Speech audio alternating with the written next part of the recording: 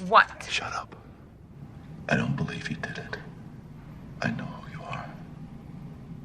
And I promise you, this will not be your life.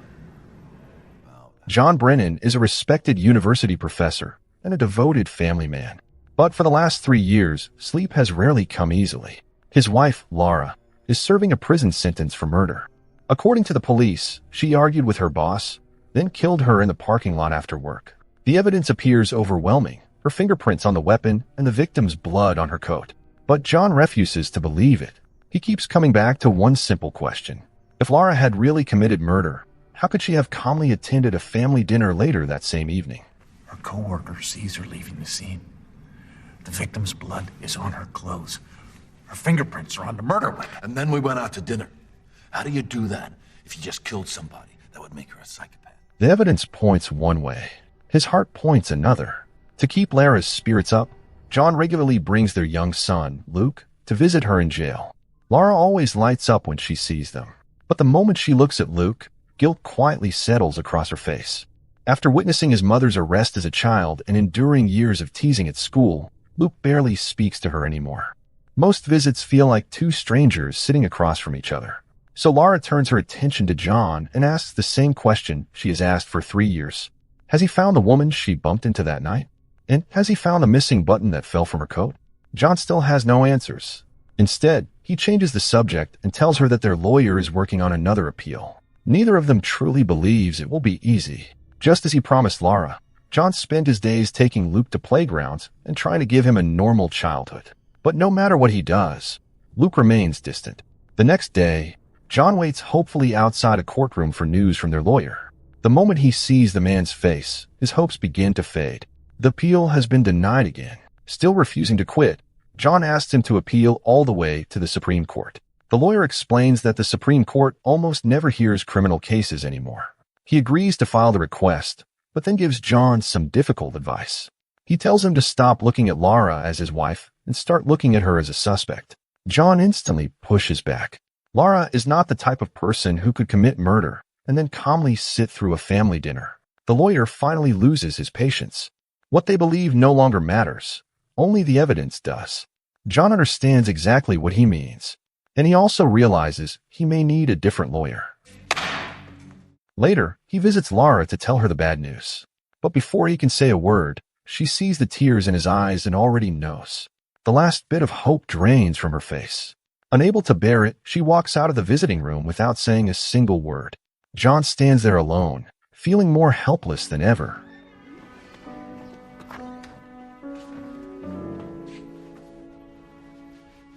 His parents continue helping him care for Luke, doing everything they can to keep the family together. Then one sleepless night, while reviewing case files yet again, John receives a phone call.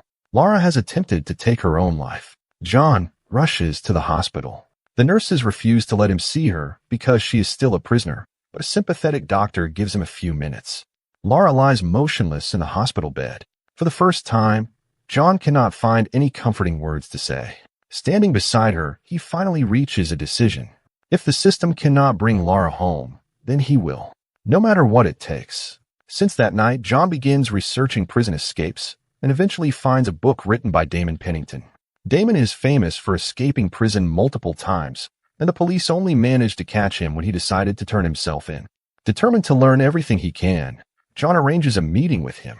Damon explains that every successful escape comes down to 3 things. First, understanding the prison itself. John needs to learn the layout, study the routines, and wait for the moment when something in the system goes wrong. Second, figuring out where to run and how to disappear afterward. Damon explains that big cities like Pittsburgh are designed to make escaping criminals easier to track.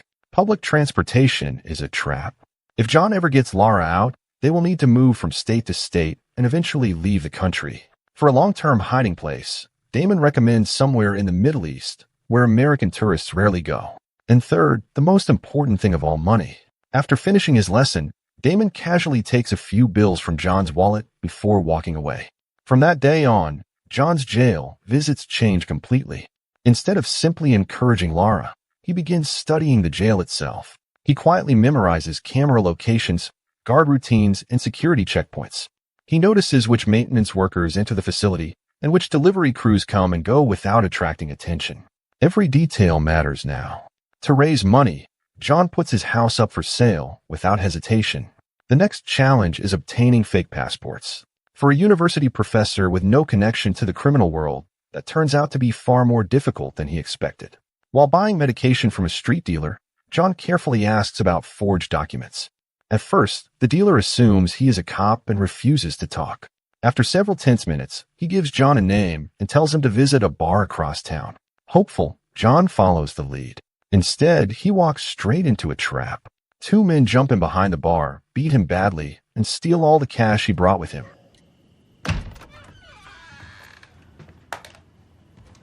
The next morning, his mom treats the bruises on his face. Looking at her son, she asks how long he plans to keep fighting for someone the whole world believes is guilty.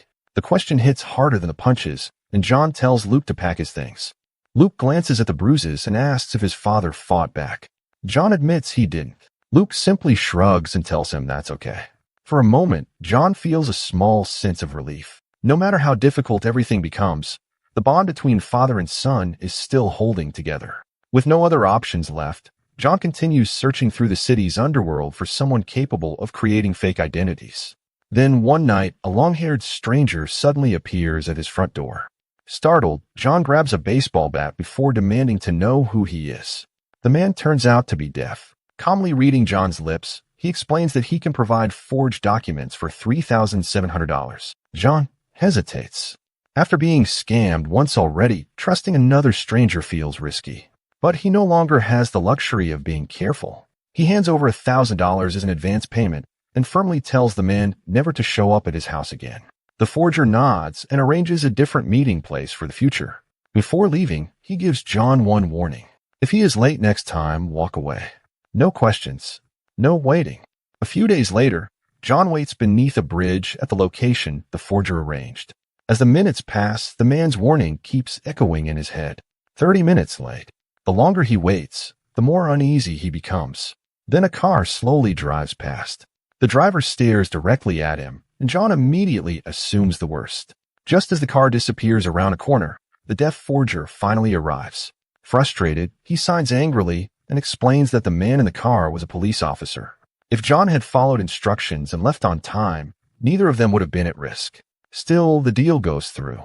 The man hands over a set of forged documents before quickly driving away. Now John can move on to the next phase of his plan, breaking Laura out. Using videos he finds online, John teaches himself how to make a bump key. He spends hours practicing at home until he can open locks with surprising ease, at least in theory. Later, during a visit to the jail, John passes through security and deliberately places his tray near a guard after clearing the metal detector.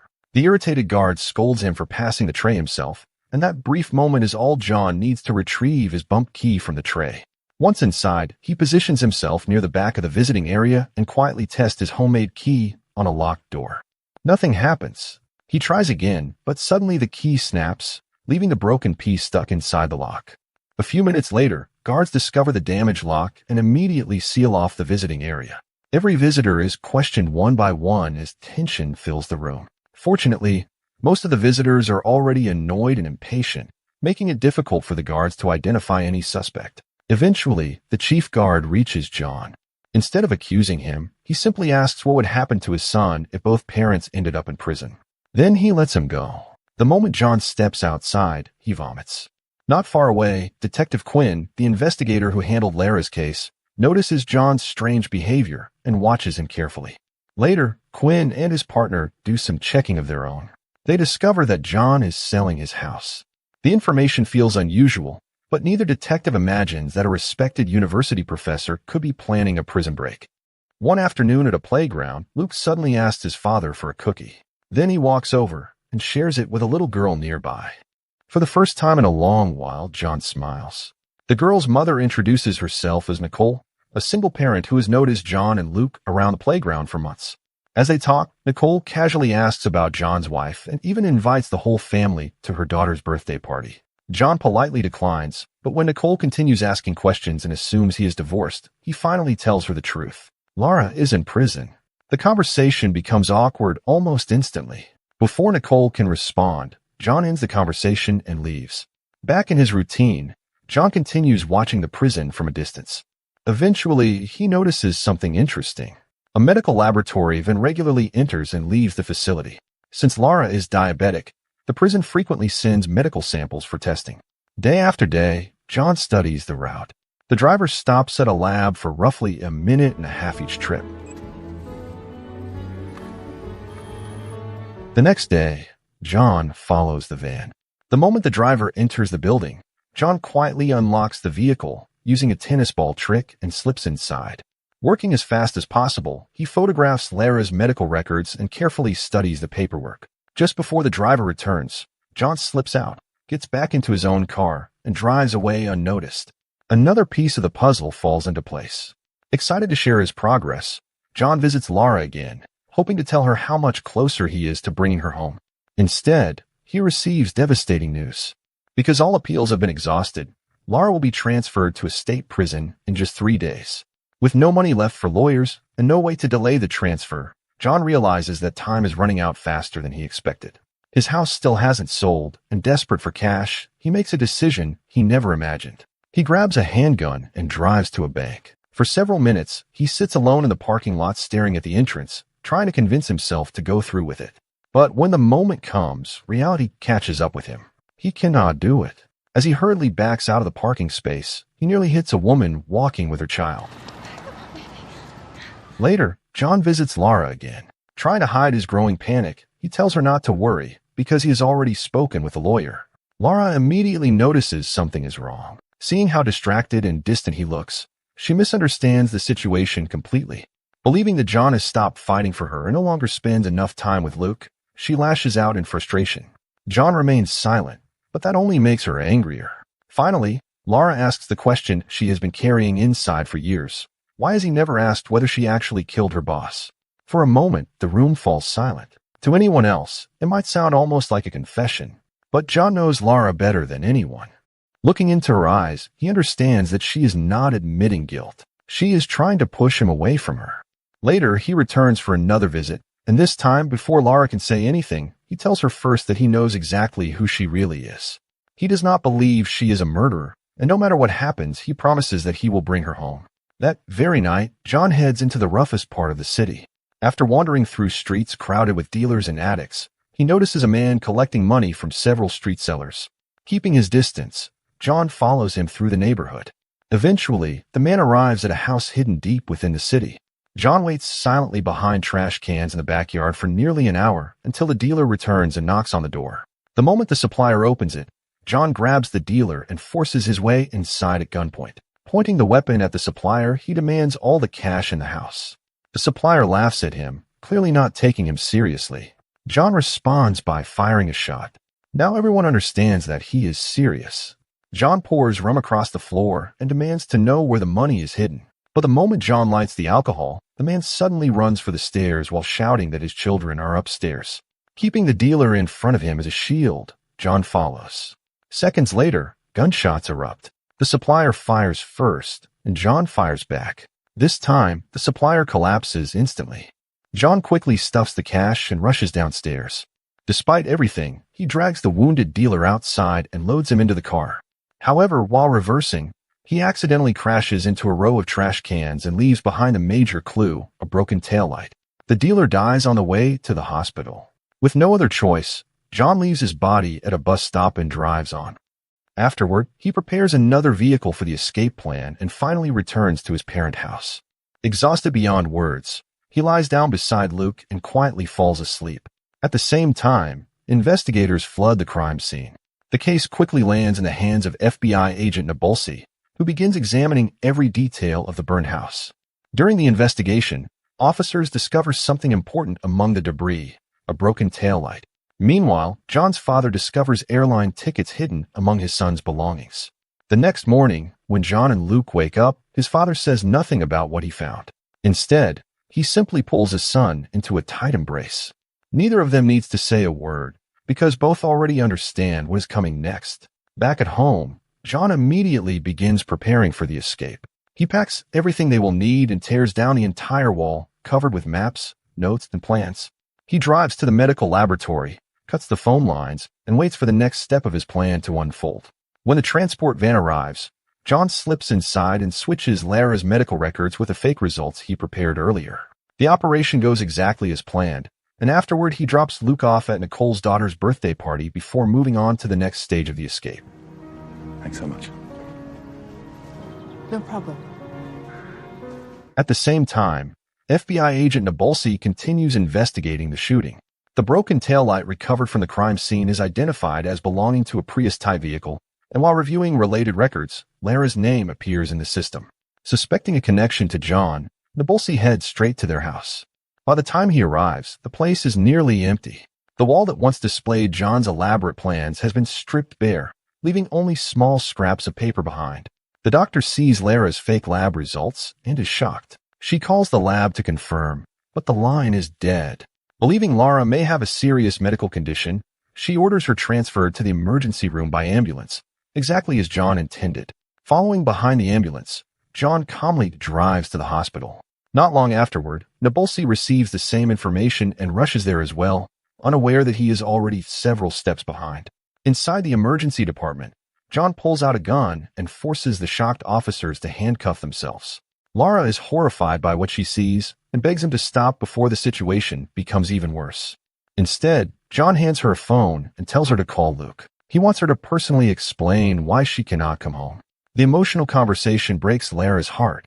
She finally agrees to follow him. A nurse suddenly recognizes John and immediately calls for security. Forced to change direction, John leads Lara toward the parking garage using a service elevator. Halfway there, they unexpectedly run into Nabolsi. John quickly raises his gun, and Nabolsi has no choice but to watch as the elevator carries John and Lara away. A short time later, they remove their medical disguises and return to the main lobby. While officers flood the parking garage searching for them, John and Lara calmly walk out through the hospital's front entrance. Outside, thousands of Pittsburgh Penguins fans fill the streets. Using the crowd as cover, they disappear among the sea of people and board a subway train. Unfortunately, Nabolsi spots them at the last moment and immediately orders the subway stop before beginning a desperate chase. John, however, has anticipated this possibility. Before the train can be locked down, he pulls the emergency stop and exits through a different route. Waiting nearby is a getaway car he positioned the day before. The moment they get inside, he starts a timer set for 35 minutes, the exact amount of time Damon once told him they would need to escape the state. Behind them, Nabolsi loses the trail and orders his team to locate Luke. Meanwhile, John is already heading to pick up his son. John has prepared everything, the route, the disguises, the documents, and even makeup for her appearance, without revealing any of it to her beforehand. Then the plan suddenly begins to fall apart. John learns that Luke's birthday party is not being held at Nicole's house as he expected. Instead, it is taking place at the zoo. The timer continues counting down, and every minute becomes more valuable. With only a few minutes left before their escape window closes, John faces an impossible decision. He can drive to the zoo and risk losing their chance to escape, or he can head for the highway and leave without Luke. For a moment, he chooses the highway and tells Lara that they will find Luke later. Lara refuses to abandon their son under any circumstances and suddenly tries to throw herself out of the moving car. John grabs her just in time, causing the vehicle to spin wildly across the highway. Miraculously, neither of them is seriously hurt. The silence that follows says everything. John apologizes to Lara and immediately turns the car around. No matter the risk, they are going back for Luke. Later, John arrives at the zoo, thanks Nicole for looking after his son, and finally reunites his family. Driving away from the zoo, John pulls over near a toll booth and quickly starts rethinking his plan. Turning on the radio, he learns that news of their escape is already spreading everywhere. After a minute of thinking, he makes another risky decision and heads straight for a train station where police checkpoints are already being set up. Meanwhile, FBI agents piece together the torn scraps of John's plans and slowly begin connecting the clues. At the station, John notices an elderly couple stranded because their train route has been canceled. He offers them a ride, and soon the car has more passengers. With an ordinary family-like appearance, they pass through checkpoints without attracting suspicion.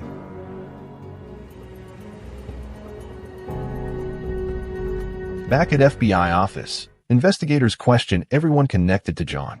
His relatives know nothing about the escape. His father knows more than he admits, but he stays firm and refuses to help the authorities. Eventually, the family reaches Toronto Airport in Canada. This time Lara takes the lead, confidently presenting their passports. Fortunately, their photos have not yet reached every security checkpoint, and they are allowed through. At the same moment, FBI agents finally identify Haiti from one of the photographs found among John's papers and rush to alert airport authorities. But it turns out to be a clue intentionally left by John. While investigators chase the wrong trail, the Brennan family calmly boards their flight and leaves North America behind. Flight time to Caracas, Venezuela this evening is 5 hours and 32 minutes. At last, after everything they have endured, the family is together again.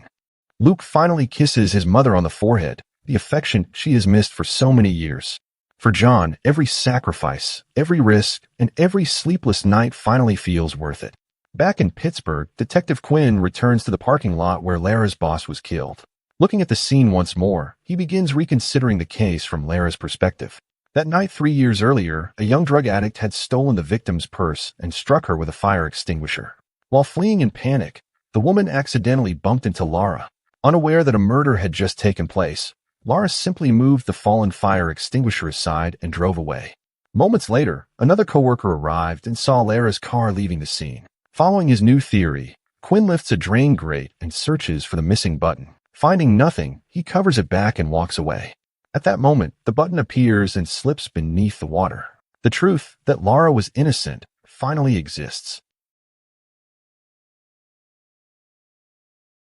A 5-year-old girl was imprisoned, and by the time she was released at 18, her family was gone. The only thing her father left behind was an old wooden box. Inside, she found a $50 million check, 49% of a publicly traded company's shares, and a handwritten letter from her father. In the letter, he revealed the truth about how their family had been betrayed, along with a photo of him and a group of people. He wrote that those people were the ones responsible for their downfall, but despite everything, he hoped his daughter could forgive them and live a normal life. But the girl stared at their faces in the photo and swore vengeance. She changed her name to Emily and rented the same beachfront villa filled with childhood memories, right in the heart of an elite neighborhood.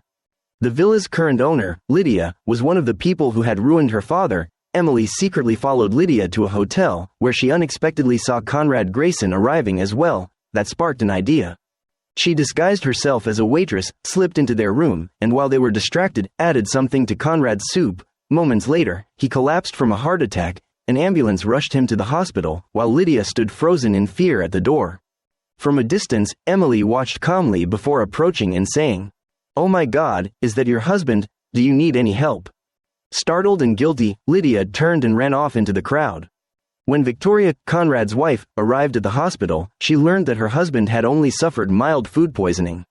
She clearly remembered he had told her he was going golfing, yet he was now wearing hotel pajamas. The truth hit her immediately. She grabbed him and hissed, "Don't you ever do that again." Later, at a charity auction, Emily managed to enter the event with a friend's help and intentionally approached Victoria. Victoria proudly introduced her best friend, Lydia. Emily smiled and said, "We actually met yesterday at the hotel. I hope your husband's feeling better." Victoria instantly caught the tension on Lydia's face and realized what had happened. Furious, she returned the expensive painting Lydia had given her and ordered security to escort her off the yacht. From that moment, their decade-long friendship was over. Emily's next target was Daniel, Victoria's only son. According to the old trial footage, it was Victoria, the woman her father loved most, who first testified against him. But Emily didn't know that someone had already uncovered her true identity. That night, a man snuck into her house, and she immediately attacked. Only when he said, "My name is Nolan," did she pause, remembering the skinny man who had picked her up the day she got out of prison. Emily demanded, "Nolan, what do you want?" "I want to help you." "You can't help me with this," Nolan warned. "If you refuse my help, I can become a far greater enemy than any of them." To get closer to Daniel, Emily went to watch him play polo. At the match hosted by Victoria, she met Bill, her late father's best friend. After more than a decade, he didn't recognize her. Emily took the chance to strike up a conversation, and Bill gladly invited her to dinner the next day. As he left, Emily quietly noted his name. He was one of those who betrayed her father. Once, her father and Bill were like brothers, but when it mattered most, Bill turned against him. No wonder her father died filled with regret. The next day, Emily visited Bill's company, posing as an investor to gain his trust. Knowing she was wealthy, Bill, thanks to Victoria's gossip, boasted about his firm's profits, trying to lure her into investing. but Emily remained cautious and declined. Just then, she learned that her beachfront villa had been bought out. Suspecting who was behind it, Emily confronted Nolan in his car. After a brief exchange, he admitted he had bought the house and transferred it to her name to help her seek revenge. That explanation only deepened Emily's curiosity about Nolan's true motives. Just then, a Ferrari pulled up on the roadside. Emily quickly turned and hugged Nolan. The man stepping out of the car was Bill. He glanced at them briefly, then walked straight into the restaurant. Inside, Bill casually questioned Emily about her relationship with Nolan, knowing Nolan was a major figure in the investment world. Emily smoothly changed the topic, asking Bill to help her buy Allcom Cellular stocks. She claimed she'd received insider information that the stock was about to skyrocket. Bill half believed her but decided to keep it in mind. The next day, the media exploded with news. Nolan's global group had announced a partnership with Allcom Cellular. The stock price instantly shot through the roof. Emily immediately called Bill, urging him to invest all her money in Allcom, no matter how much. At first, Bill hesitated, but seeing Nolan's name tied to the deal and the media hype, he believed this was a once-in-a-lifetime opportunity. He mobilized all of his company's investment funds. Everyone, start buying Allcom stocks. Buy everything that's on sale. As much as possible, right now. While Bill was fantasizing about becoming rich overnight, a shocking video from Nolan himself appeared online.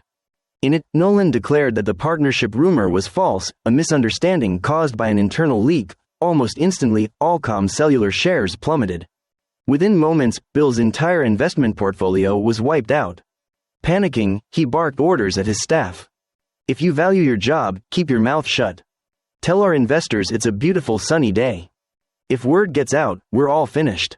But Bill didn't know that Emily was at home with the company's investor list, personally calling each one to reveal the truth. Before long, Bill was arrested, facing years behind bars. Meanwhile, Victoria had received Emily's background report from a private investigator. Seeing the young woman's vast fortune, Victoria sensed Emily wasn't as simple as she appeared. To uncover her true motives, Victoria invited her to the mansion for a private conversation. The next day, Victoria welcomed Emily into her home. But before they could talk much, Conrad arrived with Senator Kingsley in tow. The moment Emily saw him, she recognized him, the prosecutor who had mercilessly convicted her father years ago.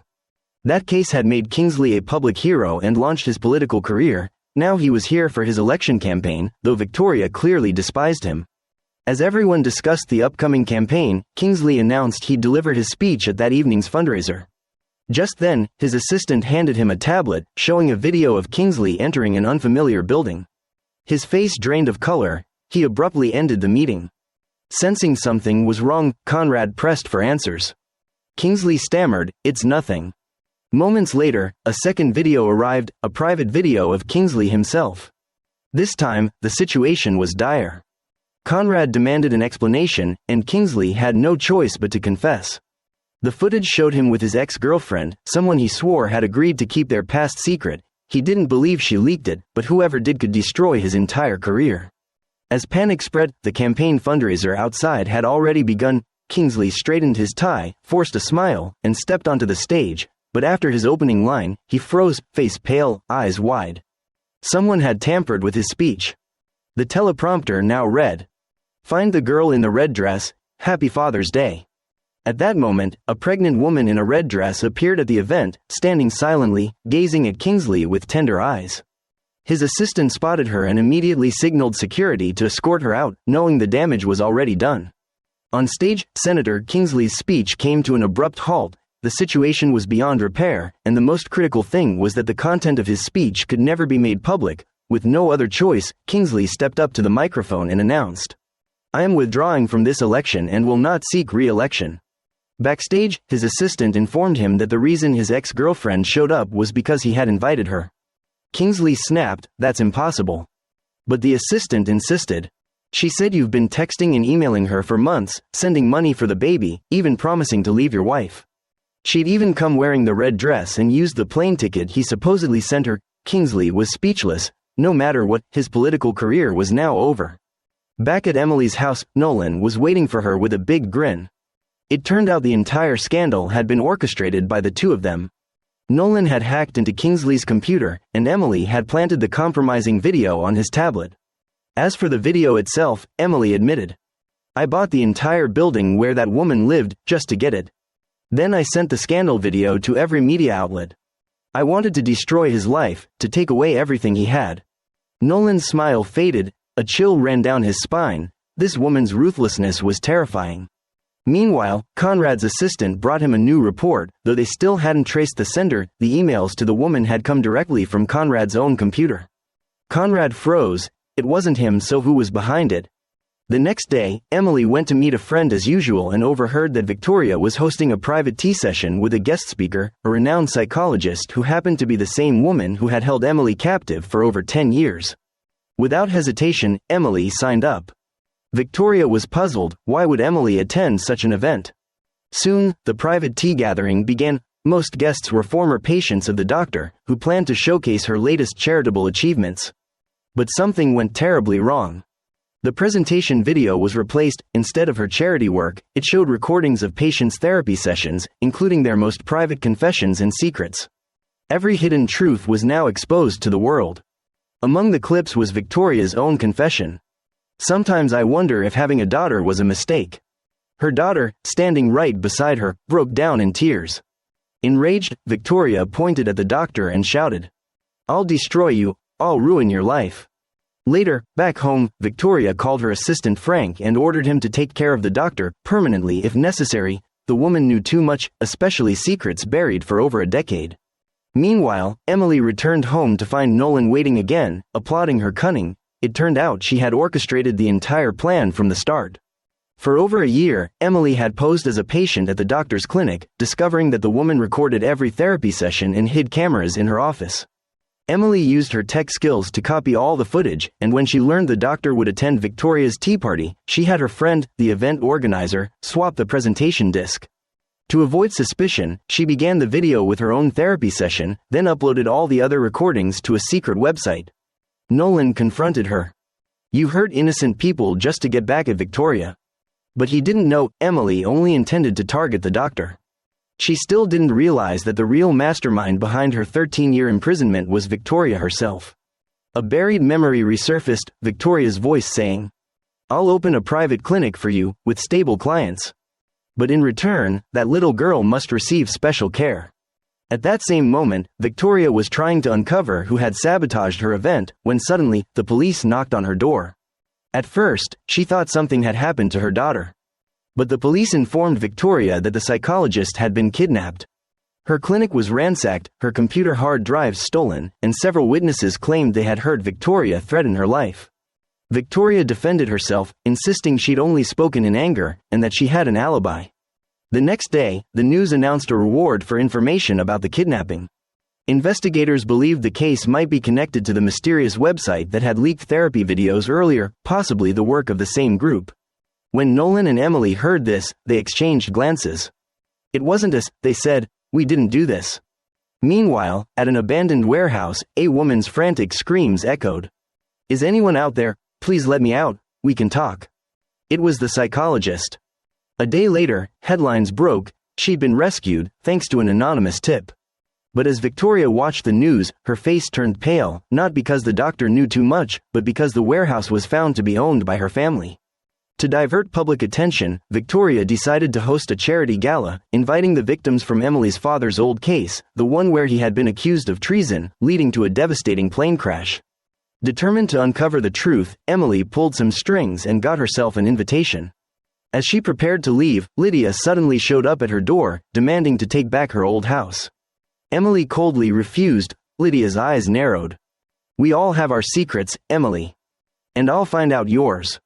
That evening, Lydia attended Victoria's private party, pretending to apologize and seek forgiveness. But Victoria couldn't forgive the woman who had betrayed her.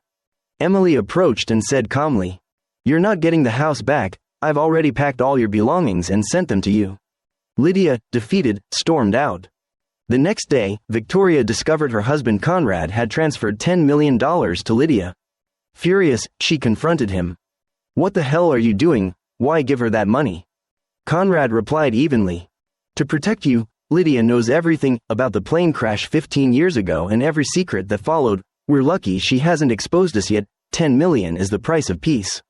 Victoria fell silent, though unease filled her eyes. That night, Conrad went to Lydia's home, angry and on edge. "Why did you go to my house and stir things up?" he demanded. Lydia said she only wanted to reconcile with Victoria and rejoin the upper-class circle. Then she issued a cold warning. "If you don't meet my demands tomorrow night at the gala, I'll expose who you and your wife really are." Conrad snapped, grabbed a photo of Lydia and Victoria, and hurled it to the floor before storming off. Lydia calmly picked up the photo, but suddenly froze. She pulled out a magnifying glass and inspected it closely, noticing the waitress in the background looked exactly like Emily. A sly smile spread across her face. But she didn't know that Nolan had recorded everything through a hidden camera on the shelf.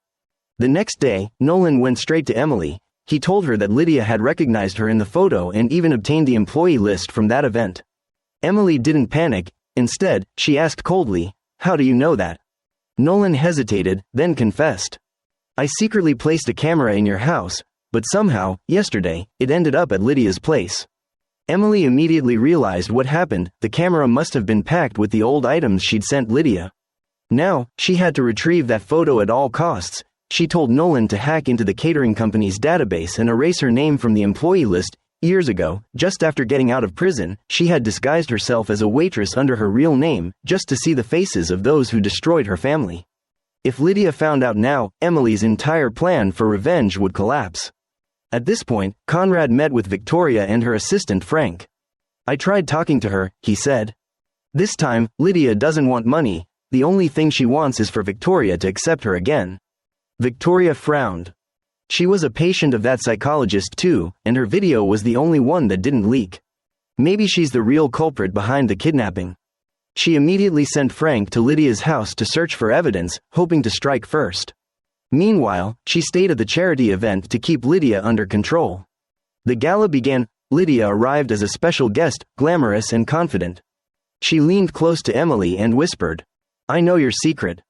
After Lydia left, Emily quickly called Nolan. He told her that the only remaining copy of the employee list from that event was kept at Lydia's home. Emily planned to retrieve it herself, but Daniel, Victoria's son, and the most crucial piece in her revenge plan, showed up unexpectedly. Left with no choice, she sent Nolan to get it instead. Meanwhile, Lydia stepped onto the stage for her speech. Down below, Victoria and Conrad sat frozen with tension, eyes locked on her as if she were the devil herself. But to their surprise, Lydia didn't expose them. Instead, she praised their achievements publicly. After the gala, Lydia approached Victoria, hoping her gesture of goodwill would soften her old friend's heart. But Victoria only insulted and mocked her in return. Lydia left in tears. That night, Nolan sneaked into Lydia's house. It was dark and silent. He quickly located the employee list, the photo, and recovered the hidden camera. Just as he was leaving, the alarm blared. Panicked, he climbed to the roof to check, only to see Lydia's lifeless body sprawled across a taxi below, blood everywhere. Terrified, he fled. Back home, Nolan connected the security footage to his laptop. What he saw made his jaw drop. The next morning, he rushed to Emily's house. When she saw the video, she was just as stunned. The footage showed Frank, Victoria's assistant, breaking into Lydia's home, rummaging through her things. He found a CD from the Tea Party, the one that had been swapped, along with a newspaper about Senator Kingsley's withdrawal from the election. Convinced by the evidence, Frank assumed Lydia was the mastermind behind the kidnapping. Worse still, her computer contained a speech exposing all of Victoria and Conrad's past crimes. Alarmed, Frank reported everything to Victoria. She ordered, "Bring me all the evidence, now." Moments later, Lydia came home. Before she could react, Frank attacked. She screamed, fought back desperately, but he was far stronger. Lydia ran upstairs, crying for help, and then, everything ended exactly as we saw. Once the threat was gone, Frank exhaled in relief and left a message for Victoria. Lydia killed herself. After watching the footage, Nolan said, "We should take this to the police." But Emily shook her head. "That won't help us. Right now, Victoria believes Lydia was behind everything. That works in our favor. But to finish this revenge plan, we need Frank out of the picture. This video will make that happen." The next day, while Conrad was watching the news about Lydia, he received an anonymous email containing the video of her murder. He was horrified. To protect himself, Conrad immediately met with Frank, handed him a large check, and arranged a private jet for him to leave the city. But Frank exploded. I've served this family for nearly 20 years, and now you're throwing me away with a check. Without me, you'd have nothing you have today." He stormed out in anger. Later, Conrad returned home to find Victoria still discussing Frank. He silently played the murder footage for her. Victoria froze, trembling with fear, unable to believe how ruthless Frank had become. That night, as Victoria was preparing for bed, Frank suddenly broke into her house. Under his menacing pressure, she grew terrified, stepping back as she told him about the surveillance video. Fortunately, Conrad's voice calling from upstairs gave her the chance to escape. Realizing the video existed, Frank headed straight to Lydia's apartment, bribing the building's security guard to let him in. But the guard refused. The apartment had been sealed off by police. Frank then noticed the security cameras and managed to extract footage from the night of the incident. What he saw made his stomach drop. After he left, only Nolan had entered the apartment.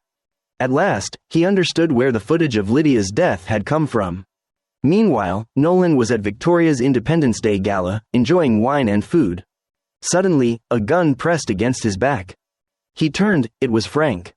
Frank dragged him into a private room, punched him hard, and pointed the gun at his head. "Who told you to do it?" "Conrad never ordered me to do that." Before Frank could react, voices echoed from outside. Panicked, he fled. Moments later, Emily entered the room. Nolan rushed to her and whispered, "Frank's here." "What?"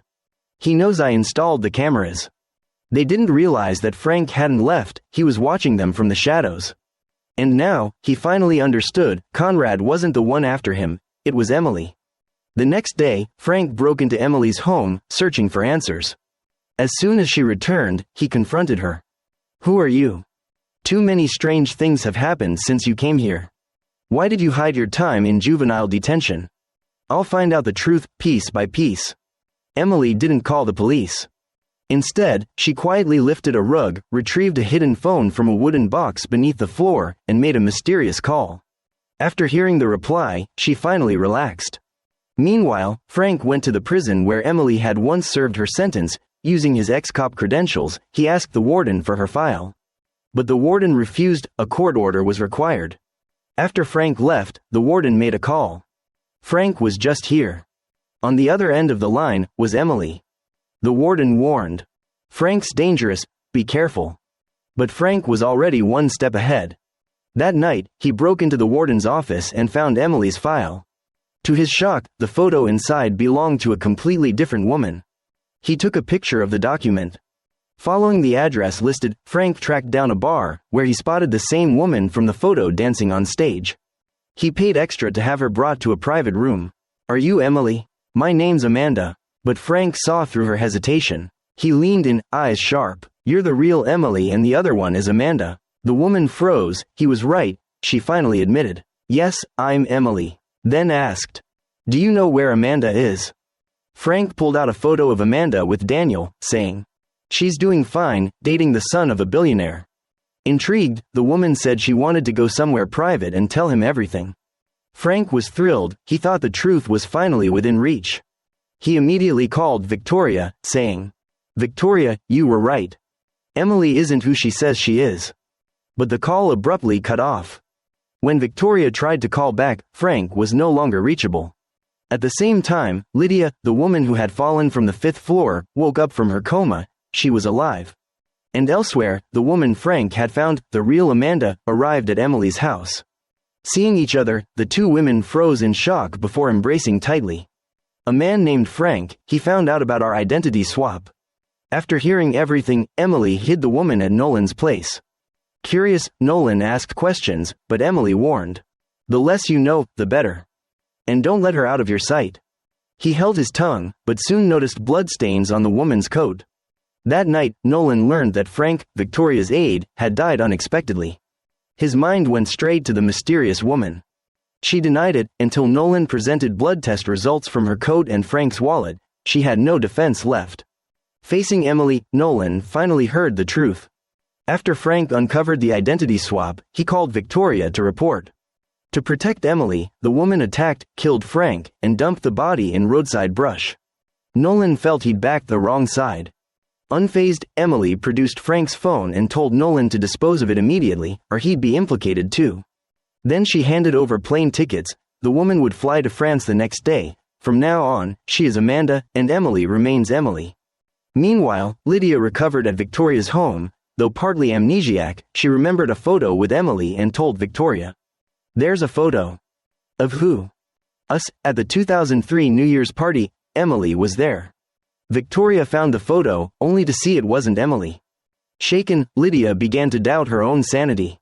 They didn't know that days earlier, at Emily's request, Nolan had forged a perfect duplicate, and Emily had swapped the photo during a delivery. Seeing Amanda off, Emily felt she'd finally sealed the biggest leak in her revenge plan. But Amanda didn't leave, she came back. Emily's next target, the journalist-turned-author who had put her behind bars. Back then, while David was framed and imprisoned, young Emily played innocent to survive. A minor reporter posed as a crusader for justice, won her trust, then stole key evidence, only to sell it to Victoria for profit. Emily later read his book and realized she'd been betrayed.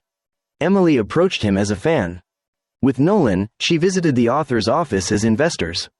There, she found shelves of David's tapes. Proudly, the author said they were David's interview materials, the backbone of his book. Learning he wanted to re-interview Amanda, Emily set a trap. She had Amanda agree to a public interview, while Emily and Nolan hid nearby, feeding answers via earpiece. Cornered by precise answers, the author fell silent. Emily cued Amanda to go on the offensive. "Tomorrow's book launch is your last chance to make this right. Use it." They left with no room for rebuttal. Shaken, the author resolved to reveal the truth at the launch. But the next morning, Victoria visited first. He confessed. "Amanda has discovered your connection to her father. If she keeps digging and exposes everything, I'll be the biggest fraud in literary history." From her seat in the audience, Emily watched the author freeze in fear, refusing to reveal the truth. Furious, she made a decision. She told Nolan to invite the author to dinner. And when one of Forbes's top 10 billionaires sends an invitation, it's impossible to say no.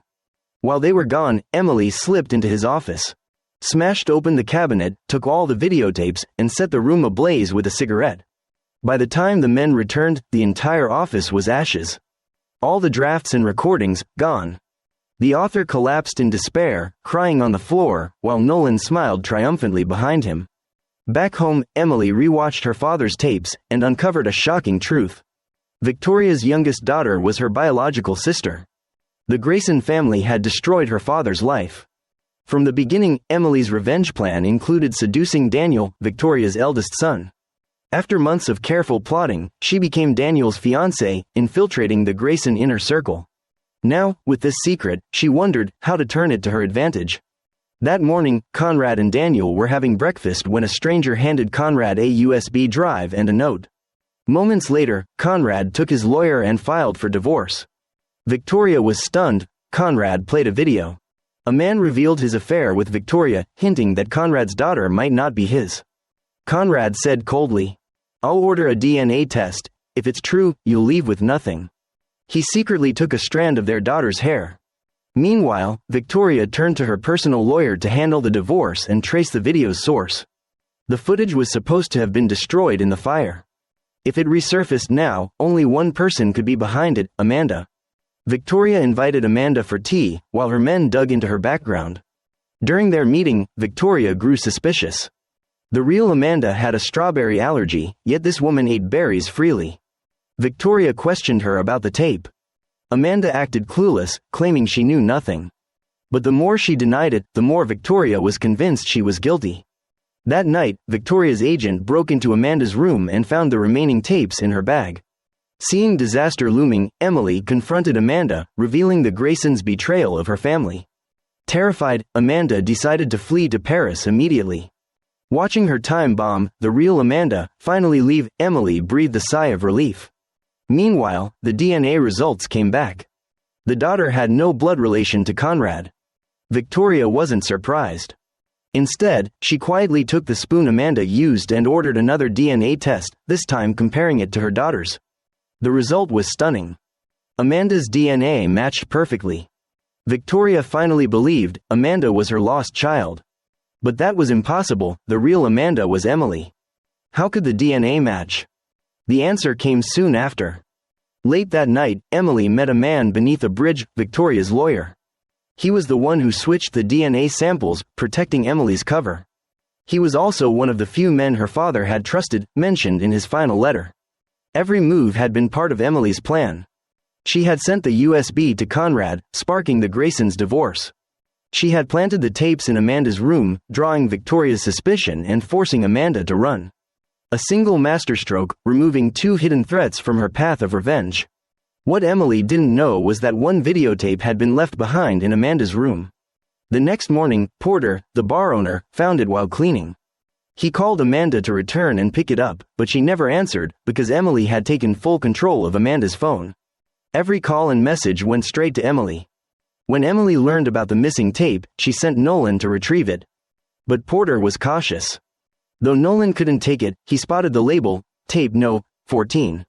That number made Emily's heart skip. The content inside could ruin everything. Nolan tried another approach. He used a magnetic eraser to secretly wipe the data. But a few days later, Porter showed up, asking to watch the tape.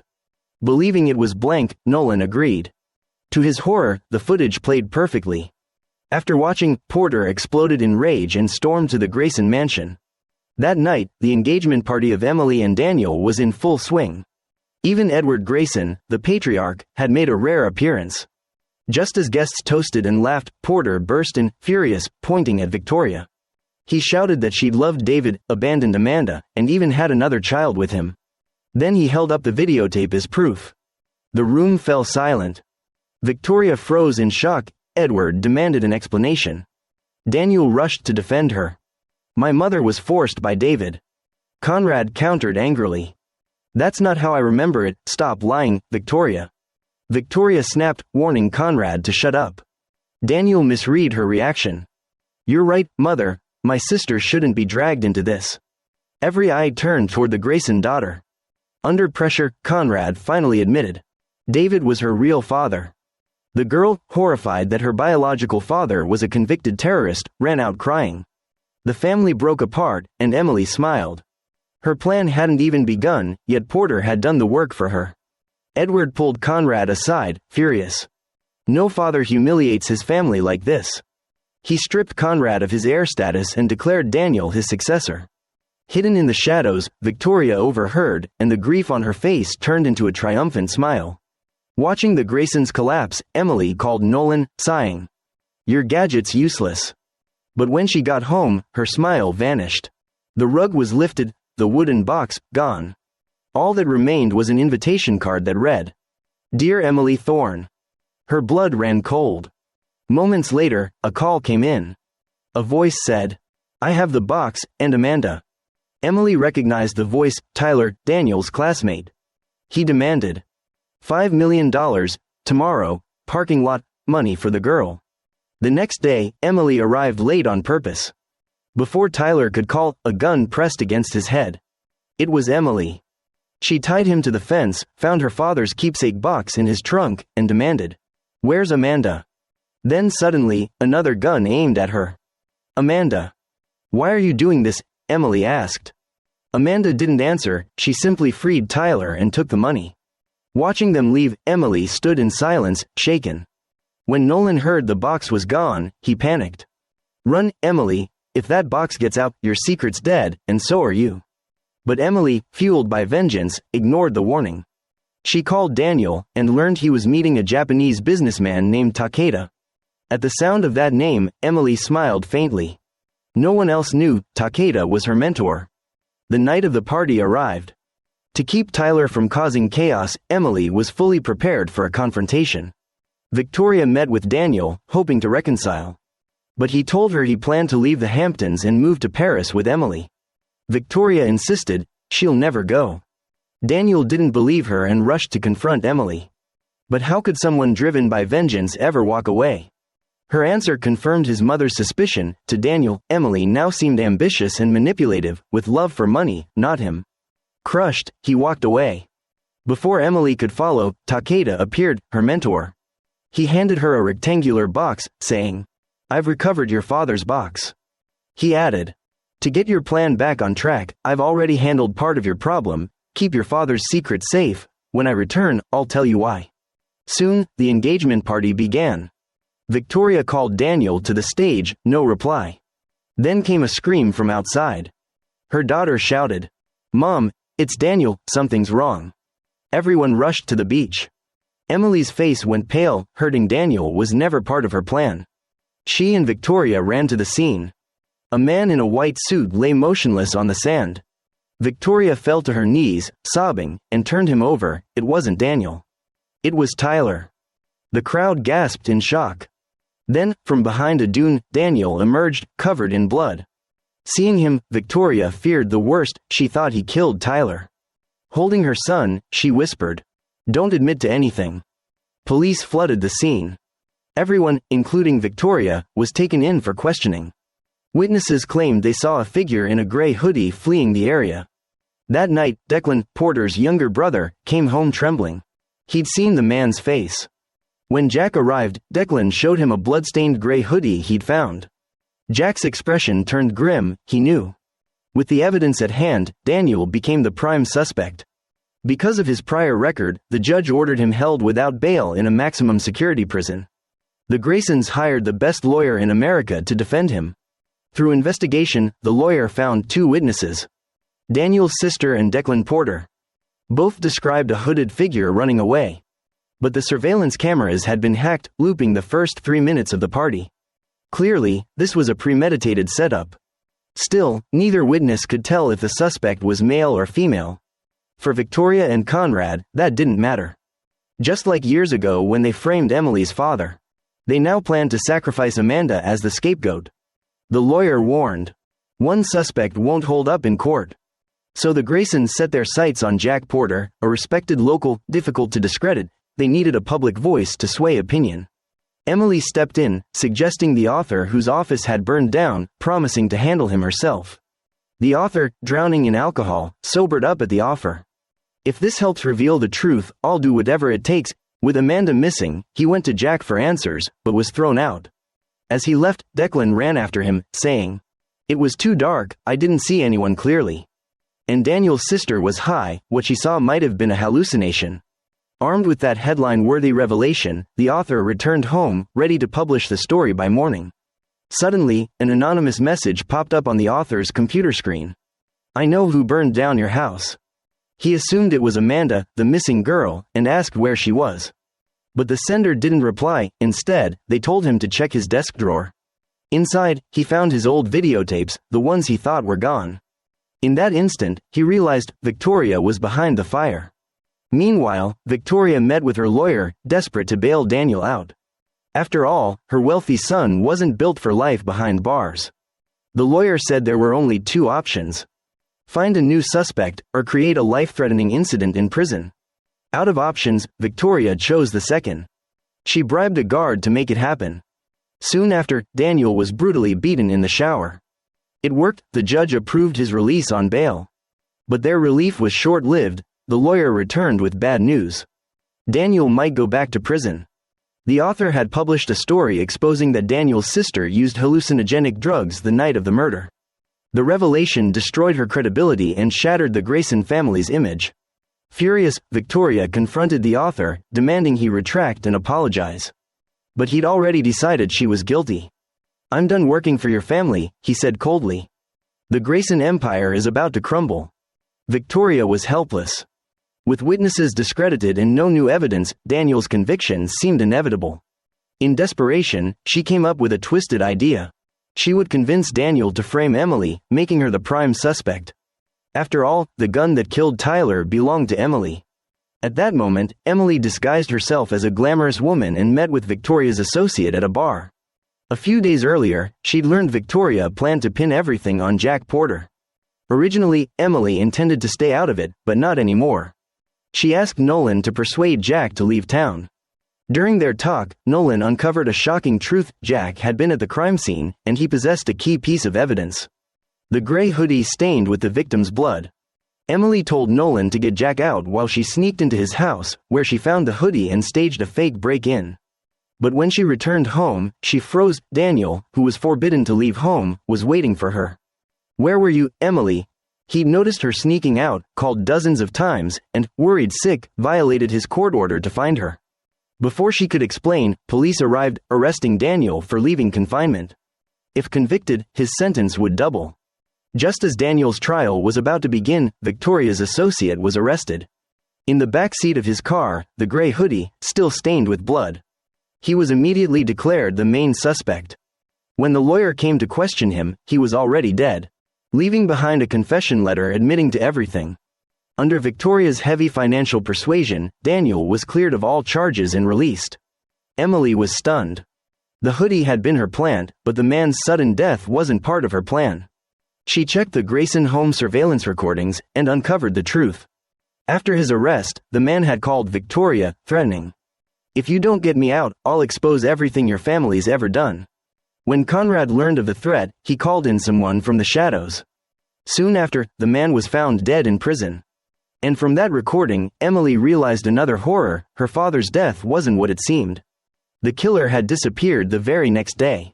Inside Charlotte Grayson's room, Emily spotted a photo of her father taken before his death.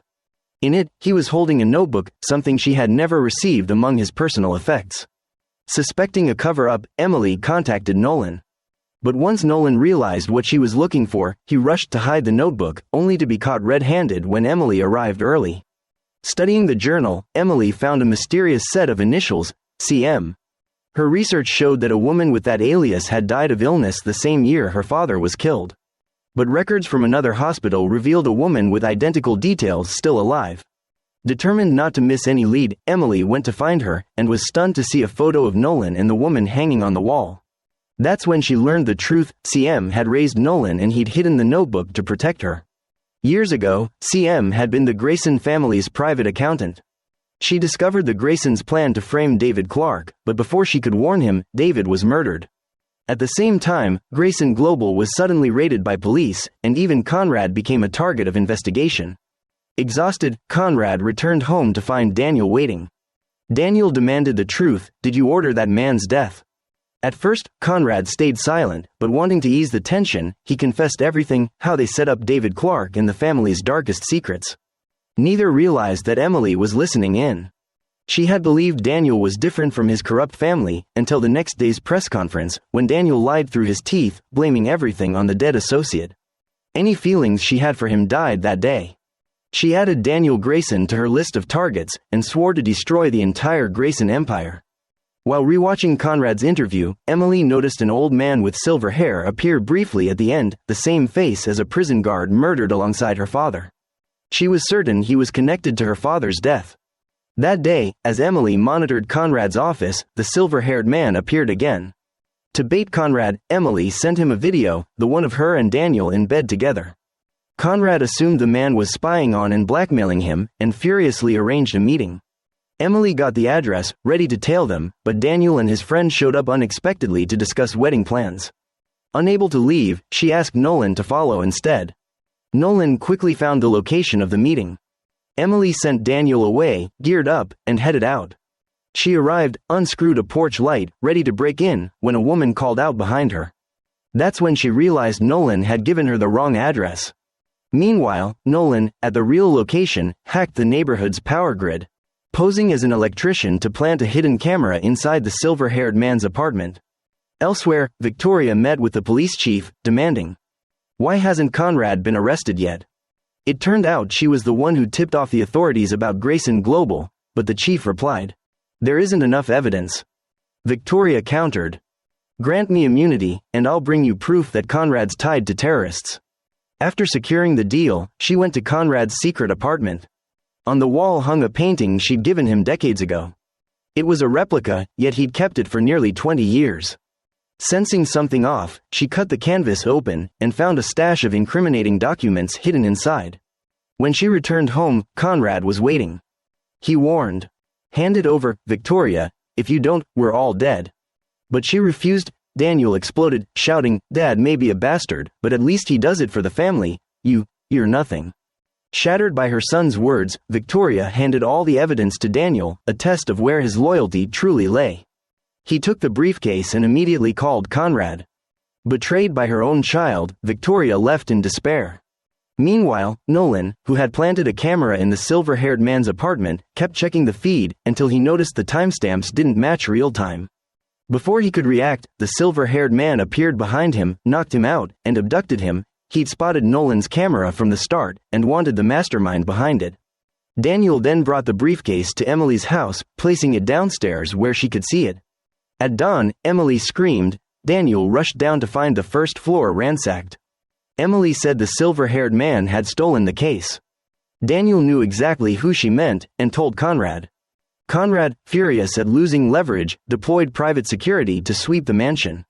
Once Daniel left, Emily retrieved the hidden case and tried to open it. The files were encrypted. She called Nolan, no answer. At his place, his computer was on. Across town, Nolan was tied up by the silver-haired man. The man demanded the evidence and asked who Emily really was.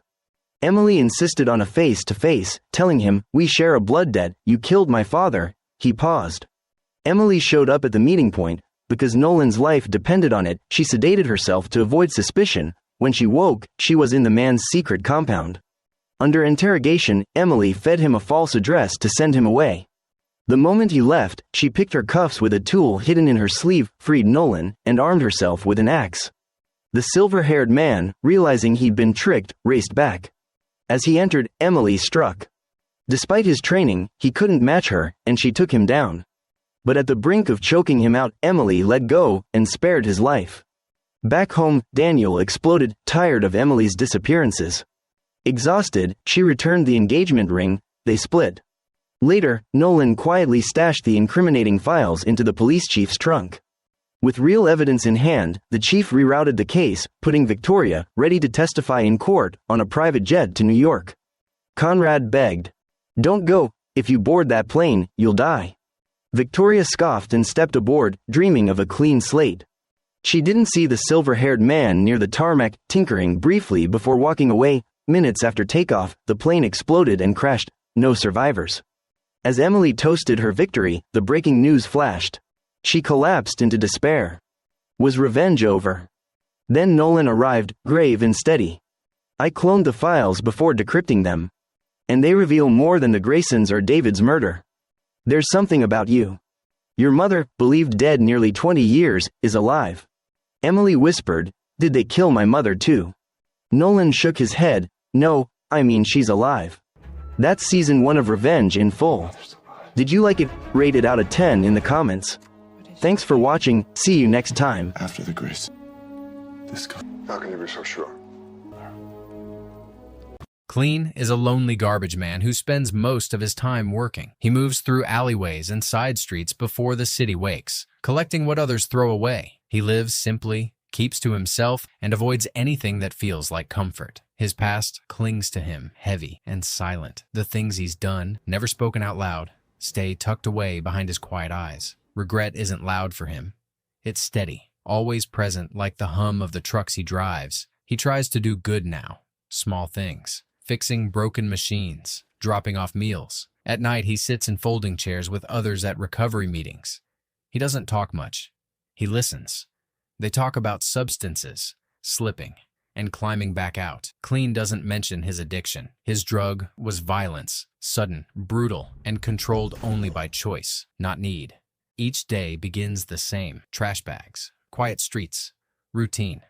But beneath it, Clean is still trying to outrun the man he used to be, one small, worn step at a time. The rush of violence is better than dope. Clean cooks food and fixes a machine before he leaves for his day. He stops near a young girl's house and hands her the food. She tells him people are going to start thinking he is her dad. She also mocks his choice of food because he always brings chicken. The girl shakes her head as she peeks inside, already knowing what she'd find. Chicken. Again. He hands it over with the same quiet gesture he always does. She accepts it with a mixture of gratitude and mock dismay, teasing, as always. And a girl at the edge of a doorway, pretending not to wait for him. It's a gratitude bracelet. She gives him a gratitude bracelet she made for him. She tells him she used to make one for her parents before the accident that killed them. Clean thanks her and tells her to catch the school bus. He goes to a store and sells different devices. Clean feels a rush in his blood every time he sees a gun. He buys paint and paints over the neighborhood's walls that are old and rusty. Clean brings lunch to the girl every day, but he dwells on memories from the past of a little girl who looks similar to the girl he brings lunch to. He wakes up at night from a bad dream thinking of the little girl. Clean's barber gives him advice. He's one of the survivors in the support team. He knows what it's like to lose control and crawl back from it. When Clean comes in for a trim, they don't talk much at first. Then, the barber speaks, low and certain. He tells Clean he's different from the people he normally knows. There's something in his silence, in the way he carries himself like a man holding back a storm. The barber doesn't push. He just says what he sees. Clean listens, eyes forward, jaw set. You can never clean up no matter how hard you try. A powerful man waits for his son outside a prison. The prison doors open. Inmates trickle out, heads down, free but uncertain. Then his son appears, older, leaner, with the hardened face of someone who's been through too much and learned to feel too little. The father steps forward slightly, just enough to be seen, but not enough to beg. The son scans the crowd, but his eyes pass over his father like he's just another stranger. Instead, he walks toward a small group standing near the far end of the lot. They're rough, around the edges, friends from the life that led him there. One claps him on the back, another hands him a cigarette. He doesn't glance back, doesn't slow. The father sits there, unmoving, watching his son disappear into a crowd that doesn't look back. Clean goes around the city with his garbage truck and picks up trash from different places. He moves through familiar routes before sunrise, the streets quiet, except for the low rumble of his engine. He works with steady hands, lifting bags and clearing bins, unnoticed by most, invisible by choice. When he gets to the fish market, the usual scent of salt and waste hangs in the air, but something's off. He spots a black van parked too close to the entrance. Two men stand out front. Wrong clothes, wrong posture, eyes scanning too sharply. One of them holds a gun openly, as if he doesn't care who sees it. Clean doesn't pause. He grabs the trash from the curb, doesn't look too long, and doesn't say a word. He slides the bin back into place and drives off like it's just another stop, just another morning. He's learned not to get involved, not anymore. A continuous rush of violence and destruction wakes him up every single night. Gunshots that aren't there, screams that linger just behind his ears. He lies in bed, staring at the ceiling, fists clenched, heart pounding, haunted by what he's seen and more by what he's done.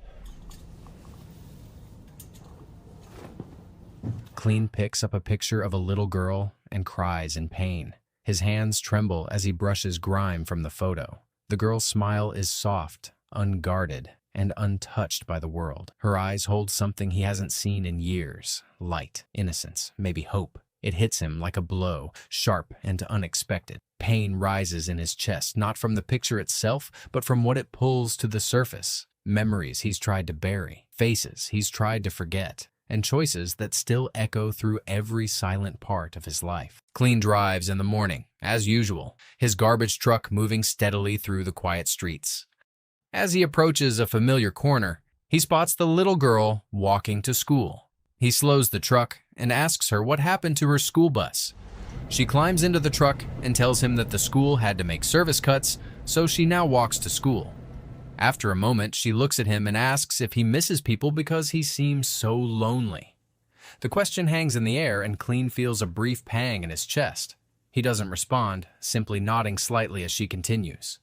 The weight of her words lingers in the silence as he drives. Clean continues on his route, the hum of the truck and her question echoing in his mind. The powerful man stood tall, his eyes narrowing as he observed his son, who had arrived late. Without hesitation, he moved behind the stall, pulling apart crates of fish with practiced precision. He dug through the layers, his fingers brushing aside the fresh fillis until he found what he was looking for. A hidden package of drugs concealed beneath the ice and fish. On the surface, he appeared to be just another fish seller, but in truth, he was a powerful drug lord, managing his empire from the shadows. As he examined the package, his face darkened. Some of the drugs were missing. His son, who had been watching from a distance, shrugged and dismissed it, claiming it was only a small amount.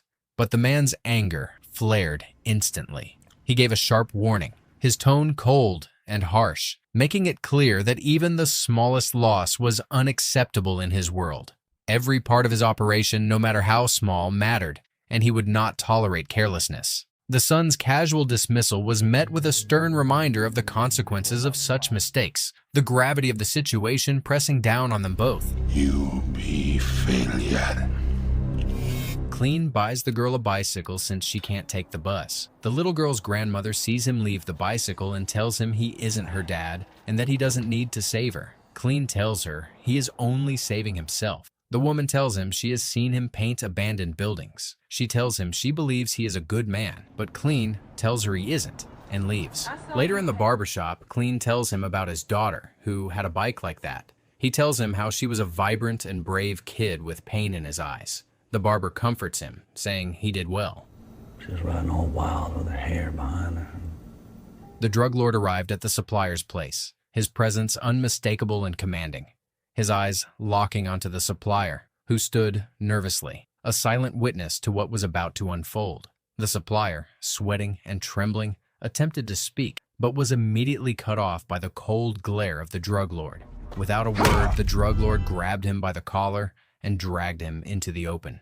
The workers aren't allowed to make a move, their eyes fixed on the scene, knowing better than to interfere. The drug lord's hands were steady as he delivered blow after blow, each strike more brutal than the last. The supplier tried to fight back, but his efforts were weak and desperate. The drug lord, relentless, continued, his anger building with every hit.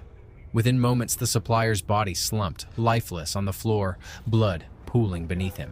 The drug lord stepped back, his chest heaving, and looked around at his workers. No one spoke, no one moved. The message was clear. Disloyalty, even in the smallest form, would be met with swift and merciless punishment.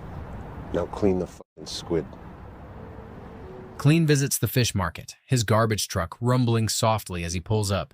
As he begins his work, he notices a trace of blood in the garbage, smeared across the plastic bags. He hesitates for a moment but picks it up anyway, dropping it into the trash dispenser. The drug lord, who had been watching from a distance, approaches him with a cold smile. He offers Clean money for the inconvenience of having to witness such a mess. Clean looks at him, then refuses the money with a slight shake of his head. He finishes his task without another word, then climbs back into his truck and drives off, leaving the market behind. The next day, while driving, his car stops working in the middle of the road. While he is out to fix it, he hears a certain noise and follows it. 4 men are beating a guy as he stands and watches. One of the guys stops and asks him if there is a problem, while another guy from the back knocks him out. While he is in the hospital, he sees a vision of his daughter. A doctor prescribes to him a series of meds because he has tons of injuries from the incident. Clean refuses to take the meds and leaves.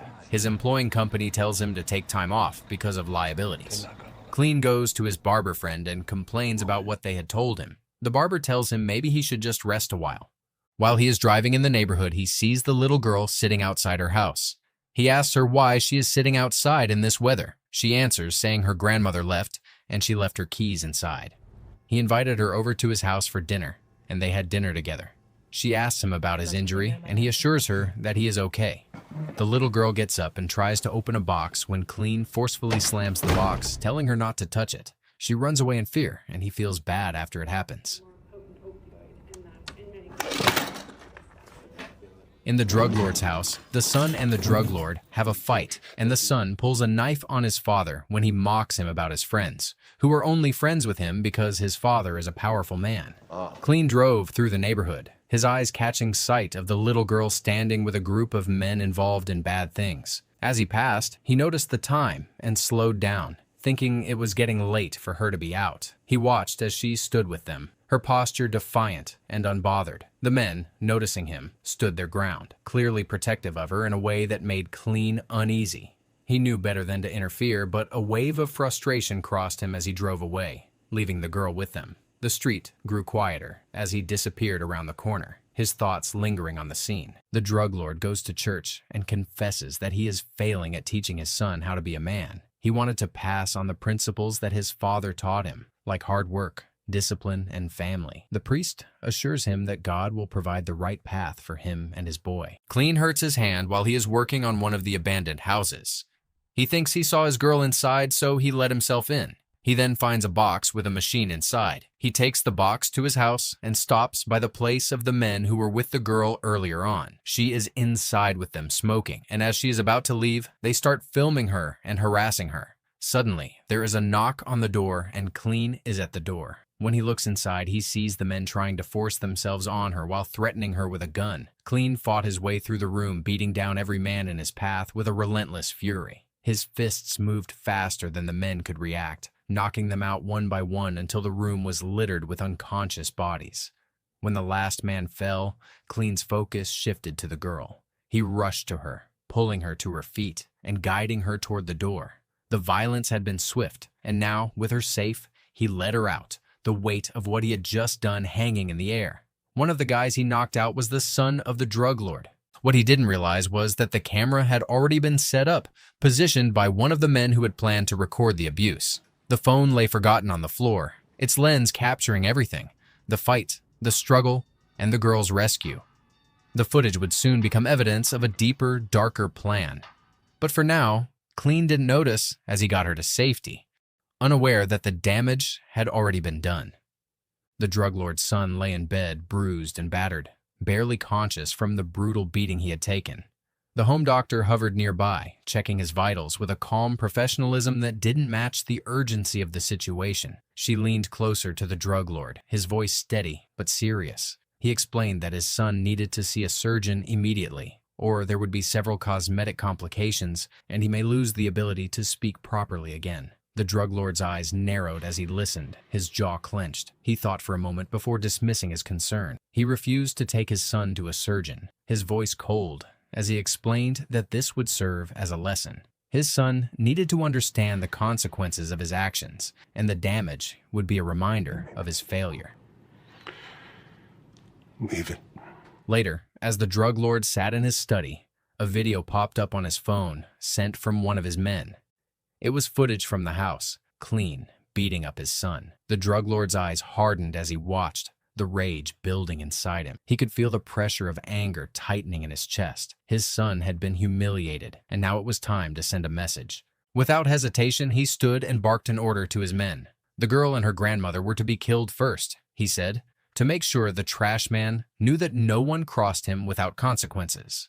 The command was clear and ruthless. There would be no mercy. He would make sure the girl's death sent a message, one that would echo back to Clean with enough force to break him. As Clean drives, he sees a police car approaching him and stops. When he sees that the police officer is not calling in, he figures out that the police officer works for the drug lord. He drives up quickly and loses the police car. He's not calling it in. After they escape the police car, the little girl and her grandma get inside a bar looking for a bathroom. Clean, desperate and determined, he stole a car, leaving his old garbage truck behind.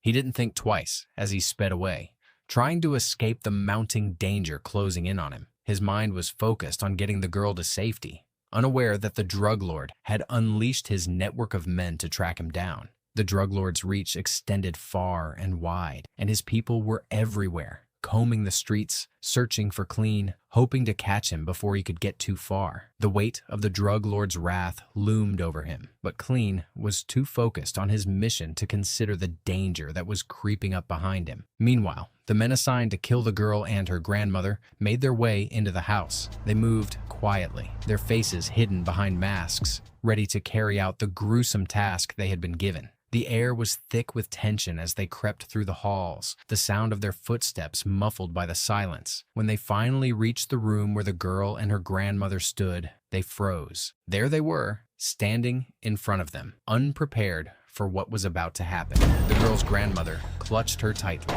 both of them unaware of the looming threat until the men appeared in the doorway. The standoff was tense, the stillness broken only by the sound of breath catching in the air. The men hesitated, unsure for a split second, but the grim reality of their orders soon took hold. They were there to kill. Clean kills one of the men from the outside and gets inside.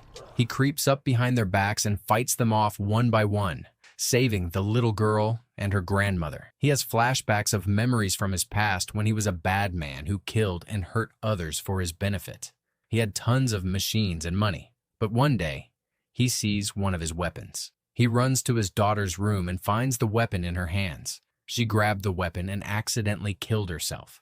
Clean suddenly fell into a deep sadness and loss because of this incident. He lost his daughter, who meant everything to him.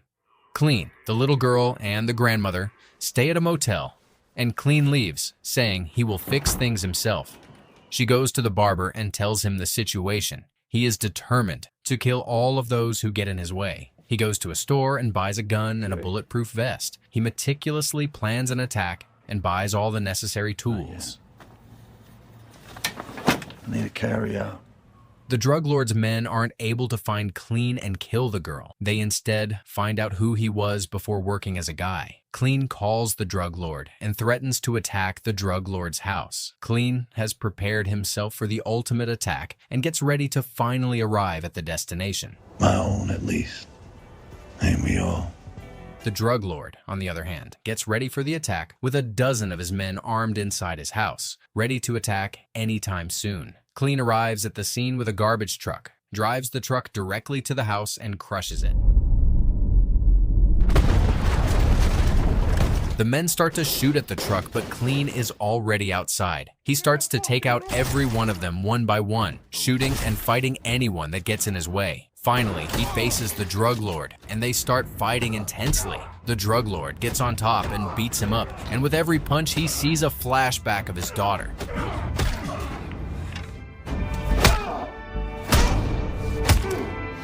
After punching each other intensely, the drug lord's son arrives holding a gun.